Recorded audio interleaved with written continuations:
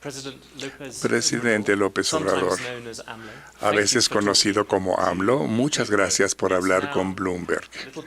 Ahora ya es un poco más de un año desde que fue usted elegido y luego hablaremos de la economía en México, pero primero quisiera empezar con su ruidoso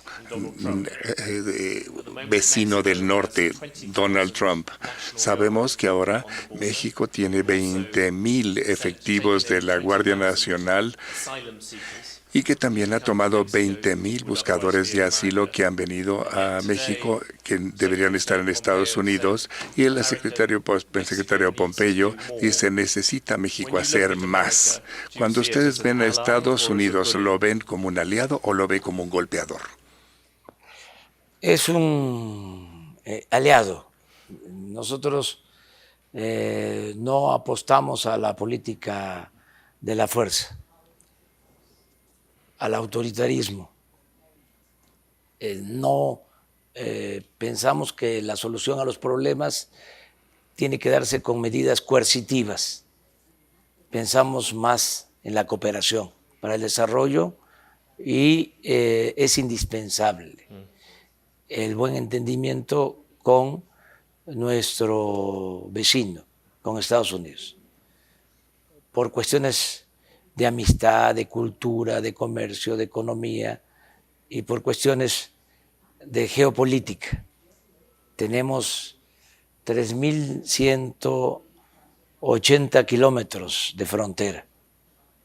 Si fuésemos un país europeo o de Sudamérica, a lo mejor podríamos procurar otra relación con Estados Unidos. Pero la vecindad nos obliga a entendernos. Y para eso lo mejor es la política, que se inventó para evitar la confrontación. Y yo me da mucho gusto que estemos platicando aquí en Palacio Nacional. Es buena la relación con el gobierno de Estados Unidos y vamos a procurar que siga siendo buena la relación. Estamos convenciendo, persuadiendo de que lo mejor para enfrentar el fenómeno migratorio es la cooperación para el desarrollo. El que se pueda ayudar a países de Centroamérica, que se apoye también a México, pero más a Centroamérica, para que se impulsen actividades productivas, haya empleo. Muchos desconocen de que la mayor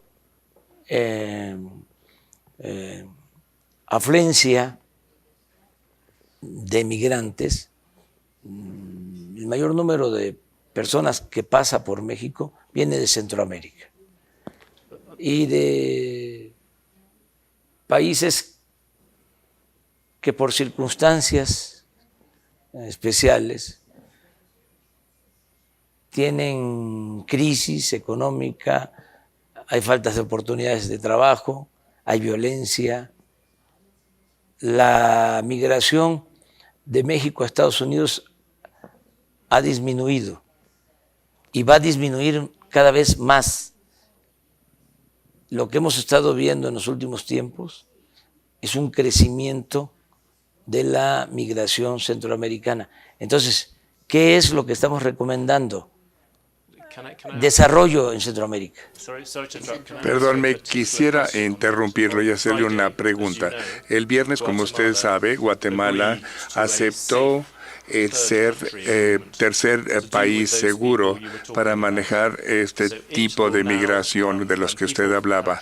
Entonces, gente de países como Honduras o El Salvador, cuando buscan asilo, tienen que buscarlo primero en Guatemala en lugar de ir directamente a Estados Unidos. ¿Usted permitiría que México hiciera lo mismo? Nosotros no. hemos aceptado esa propuesta del llamado tercer país seguro. Nosotros no podríamos comprometernos a eso. Nosotros estamos aplicando un programa de disminución del número de migrantes con un cuidado a los que ingresan, teniendo más vigilancia de conformidad con nuestra legislación, cuidando los derechos humanos de los migrantes. No es lo mismo tener un refugio de migrantes en el sur que en el norte. En el sur de México hay menos violación de derechos humanos. En el norte actúan más bandas de la delincuencia y se han dado casos de asesinatos de migrantes y no queremos eso. Por eso estamos teniendo más cuidado en el sur del país y sí está movilizada la Guardia Nacional porque era una necesidad. Ya teníamos ese plan desde antes de la amenaza de aranceles. Nosotros estamos ahora atendiendo el problema de la inseguridad y de la violencia a partir de la creación de esta Guardia Nacional, porque antes la Constitución impedía que el Ejército y la Marina participaran en labores de seguridad pública. Se logró una reforma constitucional casi aprobada por unanimidad, todos los partidos. Y ahora contamos con el Ejército, con la Marina, para atender la demanda de que haya paz en el país, que haya seguridad pública, y esto incluye también lo migratorio. La Guardia Nacional puede constitucionalmente ayudarnos en el control de los flujos migratorios, con derechos humanos, y los resultados han sido buenos, aunque, insisto, lo mejor es atender las causas.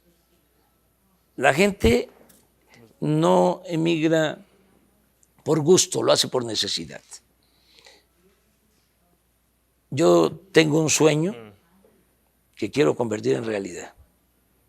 Va a llegar el día, durante mi gobierno, que no van a ir mexicanos a trabajar a Estados Unidos, porque el mexicano va a tener trabajo y va a ser feliz donde nació. Entonces, voy a regresar después al punto de vista de la economía mexicana, pero en este momento, si no le importa, ahorita tienen a Pompeo en Estados Unidos diciendo que no hacen lo suficiente y viene una elección para ellos. Me interesaba hacer un comentario. Cuando en 2017 Bloomberg lo entrevistó, acusó usted a Donald Trump diciendo que hacía una campaña de odio contra los inmigrantes mexicanos, que no los quería en Estados Unidos. ¿Cree usted que todavía sea cierto esto? Yo creo que, como se dice coloquialmente, le ha bajado. Cuando yo fui a Estados Unidos, el discurso era otro. Era más antimexicano. Ahora el presidente Trump se ha moderado. En cuanto... Sí, sí, sí. Es notorio y se lo agradecemos. A pesar de que se vive en Estados Unidos, lo digo de manera muy respetuosa, en un proceso electoral. También de manera respetuosa, sería conveniente que se resolviera lo de los 4 años, con la posibilidad de la reelección. Porque llega un presidente en Estados Unidos y trabaja 2 años y ya pasada esa fecha, pasado ese tiempo, empieza a pensar en la reelección.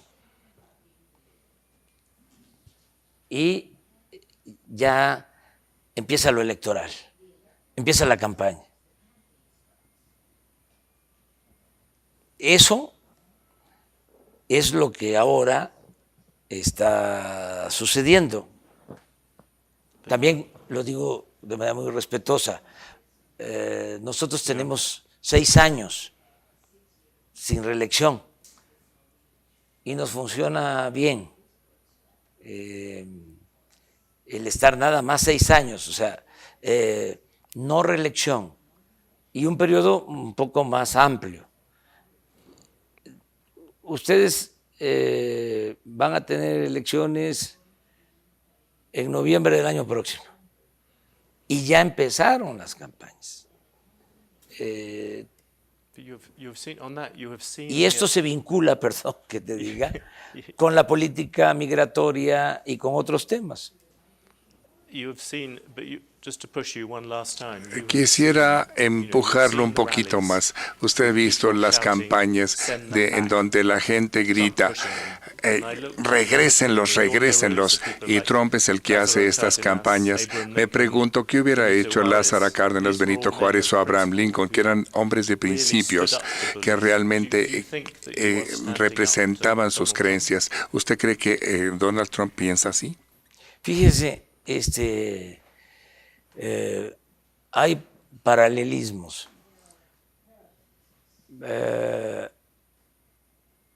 Cuando Abraham Lincoln era presidente en Estados Unidos, en México estaba gobernando Benito Juárez, el mejor presidente que ha habido en la historia de nuestro país. Y hubo buena relación. El presidente Juárez se entendió con el presidente Lincoln.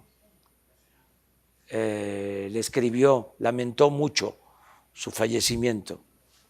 Y el presidente Lincoln era republicano. Yes, a very different Republican. Sí. Sí, pero republicano. El presidente Roosevelt se entendió muy bien con el presidente Cárdenas.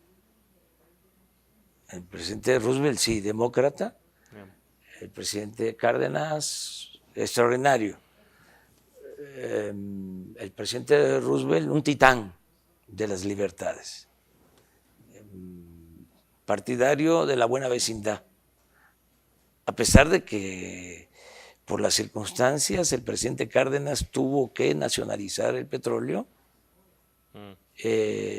hubo respeto de parte del presidente Franklin Delano Roosevelt. Ahora, guardadas las proporciones, aunque el presidente Trump sea republicano, y yo tengo una postura política progresista de dimensión social, nacionalista. Pienso que podemos entenderlo. Nos hemos entendido, aceptando de que debe de haber respeto mutuo. Y hasta ahora no nos hemos faltado el respeto. Hemos conversado 3, 4 veces por teléfono y nos hemos entendido. Lo más complicado fue esto último de la amenaza de aranceles y se llegó a un acuerdo. Se acaba de hacer una evaluación del acuerdo A los 45 días vino el señor Pompeo, se reunió con el secretario de Relaciones Exteriores de México y mostraron su satisfacción porque estamos cumpliendo. Nosotros tenemos muy buena amistad también con dirigentes, legisladores del Partido Demócrata. Acabamos de recibir a dirigentes del Partido Demócrata. Les agradecemos mucho a los dirigentes de los dos partidos, a los empresarios estadounidenses, porque le tienen respeto, afecto y han estado manifestando su interés de mantener las relaciones económicas y comerciales con Estados Unidos. Y de manera muy clara, el gobierno que yo represento ha expresado que estamos a favor del Tratado de Libre Comercio. Ya nosotros ratificamos el tratado, casi por unanimidad en el Congreso, en nuestro país. Y ahora depende del Congreso de Estados Unidos. Pero consideramos que nos ayuda mucho el tratado a Estados Unidos y a México. Si me permite, quisiera hablar de la economía mexicana. Usted está funcionando muy bien como presidente, tiene 70% de aprobación, pero a fin de cuentas mucho depende de la economía. Y usted esperaba que la economía creciera 4%, y esta semana hay preocupaciones porque incluso puede llegar a la recesión. Do you think Mexico will go into recession this year? No, vamos bien.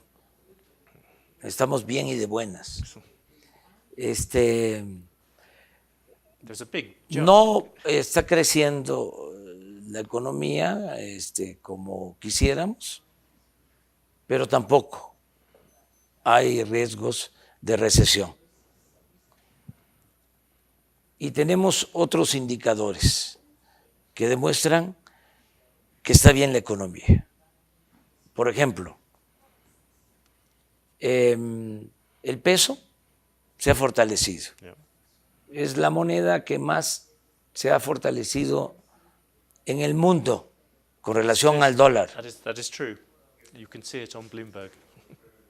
Sí, claro. En Bloomberg se ve todos los días el comportamiento del peso y de todas las monedas del mundo. O sea, ustedes son una agencia de noticias especializada, seria. Yo consulto a Bloomberg. Me ocupo de asuntos políticos. No soy fanático de la economía. Creo que se exageró durante mucho tiempo cuando se elevó la economía a rango supremo y se subordinó todo lo demás. No creo en eso. Creo que es la política la que debe de coordinar los esfuerzos para el buen funcionamiento de la vida pública, la política, no la economía. Entonces, hay indicadores como inflación. O sea, es más baja la inflación ahora que el año pasado. Algo que es muy importante, los salarios. Este año el salario mínimo aumentó 16%. No había sucedido esto en 36 años. Y los que están inscritos en el Seguro Social están demostrando tener mejores salarios que en otros años. Este año el promedio del salario en el Seguro Social es, en términos nominales, de los más altos en 10 años. Entonces tenemos buenos indicadores, no recesión, nada que ver con lo que pasó en 1994-95. Ahí comenzó el gobierno de Zedillo con una caída de 6 puntos. Y Zedillo terminó bien su gobierno, incluso admirado por algunos como buen gobernante, como un presidente que manejó bien la economía y las finanzas. Entonces, vamos bien, vamos a procurar crecer al 4%. También preciso, hablé del 4% en promedio en el sexenio, no lograr el 4% en un año. Tiene que ser un proceso gradual para tener en promedio 4%, necesitamos crecer en el 24 al 6% para tener en promedio 4%. ¿Por qué 4%? Porque en el periodo que yo llamo neoliberal, y en el caso de México neoporfirista, porque esto ya se aplicó, no es nuevo, se aplicó durante 34 años en que gobernó Porfirio Díaz, cuando se hizo esta biblioteca y ese elevador. Ahora fueron 36 años de política neoliberal. Bueno, en los 36 años de la política neoliberal, crecimiento promedio 2. Nosotros decimos 4 en el sexenio. Y pueden decir los técnicos, ¿cómo pasar de 2 a 4 en México? Es que antes del periodo neoliberal, durante 50 años, antes de 1983, desde la revolución, desde los años 40 del siglo pasado hasta el 83, crecimos al 6% anual, 5 o 6% anual. Hubo un tiempo de crecimiento del 6% sin devaluación, sin inflación. El milagro mexicano en economía. Eso es lo que queremos ahora. Puede tener un milagro mexicano con las tasas de interés a 8.25%. Yo sé que usted ha sido muy bueno en no interferir en Banxico, en el Banco Central, pero con unas tasas de 8.25% es mucho más alta que cualquier otro país. Es mucho más difícil. ¿Creen que las tasas de interés son un problema para crecer? Son demasiado altas. Sí, pero mire, soy respetuoso de la autonomía del Banco de México. Me gustaría que el Banco de México, pero una cosa es lo deseable y otra cosa es lo posible. Me gustaría que el Banco de México no solo se ocupara del control de la inflación, que pensara también en el crecimiento, el equilibrio. Estamos hablando de que en el Banco de México están cuidando más inflación, que no está mal, no está mal, pero es importante bajar las tasas para alentar el crecimiento. Ese tema se lo dejamos al Banco de México porque, John, tenemos nosotros mucha confianza en que vamos a lograr no solo crecimiento, sino desarrollo. Porque crecimiento, y eso es lo que queremos cambiar y crear nuevos paradigmas. Crecimiento es hacer riqueza, pero no necesariamente distribuir riqueza. Desarrollo es crecer y distribuir la riqueza. Entonces, nuestro gobierno lo que está haciendo ahora, mejor, es la distribución del ingreso. Entonces, aunque el crecimiento sea escaso, poco, hay una mejor distribución de la riqueza. Es decir, hay más bienestar. Cuando la gente de la izquierda tienden a gastar dinero, más dinero, usted ha seguido la política de austeridad. Por el contrario, algunos de sus críticos dicen que si quieren distribuir la riqueza, el gobierno tiene que pagar más y que a usted le importa más el excedente dentro de su presupuesto. Y por eso es que la economía no ha crecido. Usted ha acortado demasiado los gastos del gobierno. Es que ese es el nuevo paradigma. O sea, estoy escribiendo un libro que se va a llamar La economía moral. El principal problema de México es la corrupción. Ese era el principal problema. Porque ahora puedo decir, hoy te puedo decir que ya no hay corrupción tolerada de arriba hacia abajo, porque la corrupción no es parte de nuestra cultura, como se llegó a decir. La corrupción no se da de abajo hacia arriba, se da de arriba para abajo. No hay un negocio jugoso, un acto de corrupción que no lleve el visto bueno del presidente. Eso ya no existe en México. Entonces, esa es una ventaja. ¿Se puede imaginar al presidente de México yendo a Brasil o expresidente de la misma forma en que fue a la cárcel el presidente de Brasil cuando habla de corrupción? Sí, hacia el futuro, porque antes no era delito grave la corrupción. 25 años, el corrupto podía salir de la cárcel pagando una fianza.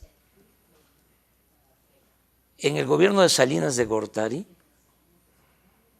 1994, modificó el Código Penal para que no fuese delito grave la corrupción. Y así se mantuvo hasta ahora que hicimos una reforma y ya es delito grave la corrupción. Pero no solo eso.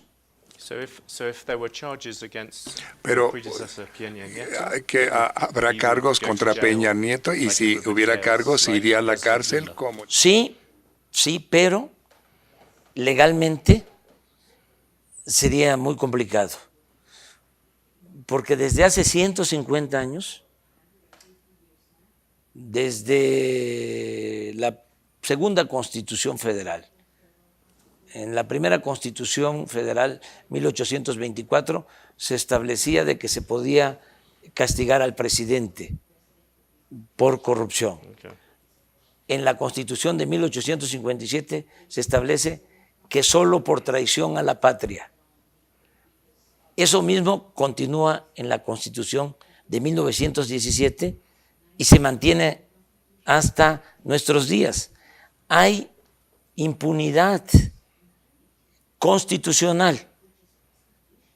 Cuando te digo de que el principal problema de México es la corrupción, es porque todo el andamiaje jurídico estaba hecho para permitir la corrupción.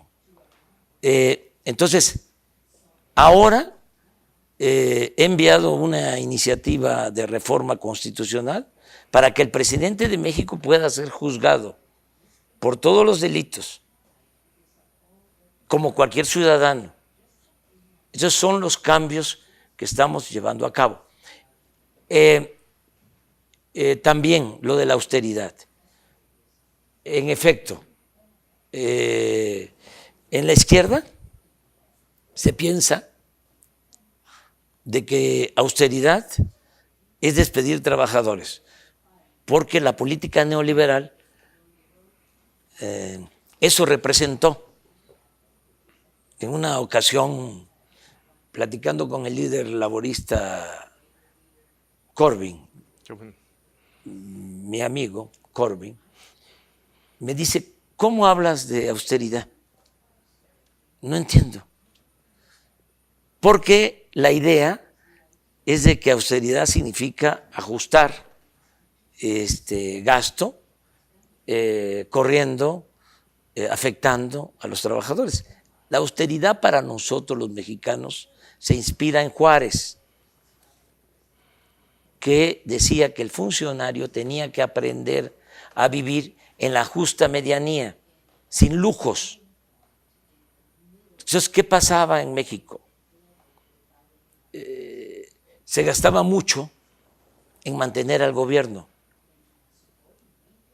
porque empezando por los presidentes, el avión del expresidente Peña Nieto, que se lo dejó comprado el expresidente Calderón, un avión de lujo, está ahora en venta en California, no lo tiene ni el presidente Trump, ese avión. Y no solo eso, aviones, helicópteros de lujo para todos los servidores públicos. Todo eso se terminó. Entonces, eso es austeridad. Los expresidentes de México tenían pensiones que equivalían a más de lo que recibe cualquier expresidente en cualquier parte del mundo. En total, 5 millones de pesos mensuales. El presidente de México era cuidado por 8,000 elementos del Estado Mayor Presidencial, un cuerpo de élite. Los del Estado Mayor Presidencial ganaban más que los soldados, que los marinos. Todo eso se canceló. Eso es austeridad. Los altos funcionarios públicos tenían atención médica privada. Costaba $300 millones al año pagar la atención médica a los altos funcionarios públicos. Estas son las razones por las que se volvió popular que ataca la corrupción, pero hay menos gastos todavía en la economía. No. La mayor parte que se queda en la izquierda quieren que se gaste más el dinero para hacer ricos a los pobres, pero usted sigue cortando el dinero. Arriba es reducir los sueldos, los gastos arriba para aumentar los sueldos y el apoyo a los de abajo. Nunca en la historia de México se había destinado tanto dinero a los pobres como ahora. Porque la austeridad no es un asunto administrativo, es un asunto de principios. Es terminar con los lujos. No puede haber gobierno rico con pueblo pobre. Entonces, es que no se quede el presupuesto en el gobierno o que no se quede todo el presupuesto en el gobierno, que se dispersen recursos, que se trasladen recursos, que se transfieran recursos a los mexicanos y sobre todo a los pobres. Y esto hacerlo también sin deuda, sin aumentar impuestos, sin crear impuestos nuevos, porque en la izquierda había la idea de que había que aumentar los impuestos. Yo no creo que eso en México sea necesario. Creo que lo fundamental, John, lo fundamental, si me dices, dígame o dime en una frase, ¿cuál es el plan? Y yo te contesto, acabar con la corrupción. Pero hay otra cosa más que les preocupa a los inversionistas. Ven, en México entienden y aceptan que está combatiendo la corrupción, que están manteniendo el peso fuerte, pero les preocupa acerca de las intervenciones que ha hecho usted, que son más de la izquierda. Para empezar, detuvo el crecimiento del aeropuerto, canceló también las subastas petroleras, otras conductos también de petroleros. ¿Qué les va a decir usted a los inversionistas extranjeros que ven esto? ¿Lo pueden confiar con usted en que no vaya a intervenir en la economía? Que no vamos a intervenir, que los contratos se están respetando, que no se va a cometer ningún abuso, que se respeta y se necesita la inversión extranjera, que el caso del aeropuerto tuvo que ver con corrupción, porque se quería construir el nuevo aeropuerto en un lago. Es la parte de la ciudad del Valle de México que más se hunde. Se puede hacer un aeropuerto en el océano, nada más que cuesta mucho hacerlo. Entonces, era una obra de mala calidad, sí, con riesgos de hundimiento, con sobreprecios, costosísimos, o mejor dicho, un proyecto muy costoso, oneroso, para hacer 2 pistas en el nuevo aeropuerto.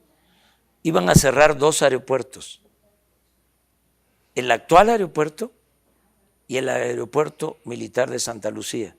O sea, se iban a construir 2 pistas y íbamos a perder 3 pistas.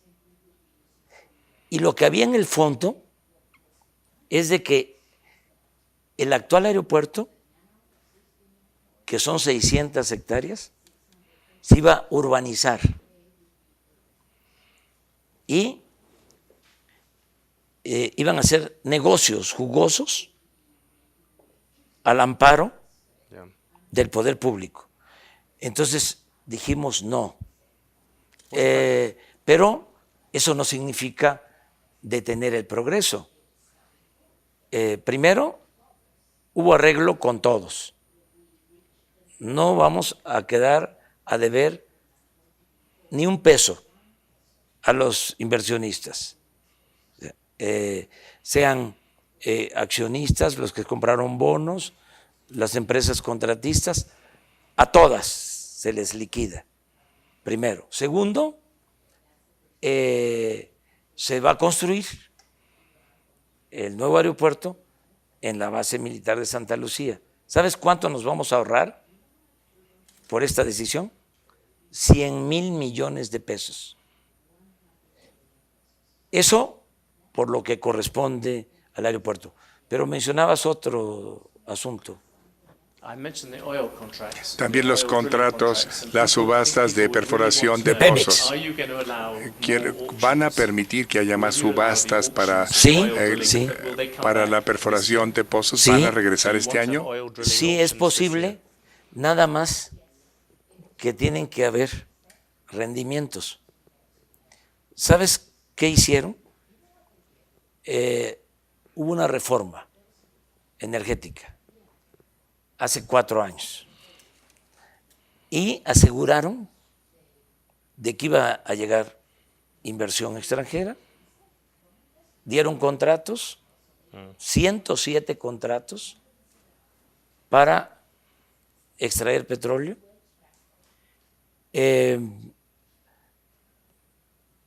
Tenían proyectado, hablaron y dejaron escrito en los considerandos de las leyes de la reforma energética que para ahora íbamos a estar produciendo 3 millones de barriles diarios de petróleo. ¿Sabes cuánto se está produciendo después de que entregaron los contratos? 1.680.000 barriles diarios. De 3 que ofrecieron que íbamos a tener. Entregaron los contratos. ¿Cuántos barriles de petróleo se han extraído con los contratos hasta hoy? 10.000 barriles. Entonces, ¿qué les digo a los empresarios que tienen los contratos? Se van a respetar, no se cancelan, pero no podemos convocar a nuevas rondas, a entregar nuevos contratos si no hay resultados. Esto no es un asunto político, ideológico, es de juicio práctico. Si producen, sí, y cumplen, entonces vemos si continuamos entregando contratos. Si no hay producción, ¿cómo les entregamos contratos? ¿Solo para la especulación financiera? ¿Solo para que digan, obtuve de México un contrato y puedo en la bolsa de valores especular financieramente? Entonces, son de las explicaciones que estamos dando. También te aclaro de que ya hay un plan para recuperar la producción en Pemex. Exitoso el plan. Ya estamos trabajando en 22 campos petroleros. La caída en la producción petrolera, te doy un dato interesante de las calificadoras, que son así como sagradas, ¿no? Yes. No se pueden tocar. Cuando se estaba cayendo la producción en el gobierno anterior y estaba aumentando la deuda de Pemex, le aumentaron la calificación a Pemex. Las calificadoras. Ahora que estamos estabilizando la caída, ya lo logramos y estamos trabajando en estos 22 campos petroleros. Las calificadoras, no sé por qué razón, no están tratándonos bien, pero nosotros estamos seguros de que ya para finales de este año vamos a empezar a producir más petróleo y vamos a recuperar y a rescatar la industria petrolera. Quisiera hacerle una pregunta sobre Pemex. Arturo Herrera, su secretario de Hacienda, dice que la gente, o entendemos nosotros, que él quiere utilizar parte del dinero del Fondo de Estabilización Petrolera. Quiere usar parte de ese dinero para comprar los bonos de Pemex, que sería una forma de ayudar a la hoja de balanza de Pemex. ¿Apoya usted esto o sería otra cosa que podía añadir esta? No quiero yo crear ningún motivo de inestabilidad. Si nosotros utilizamos ese fondo, se puede pensar de que hay crisis y nos puede afectar la estabilidad económica y financiera. En este sentido, quiero actuar de manera conservadora.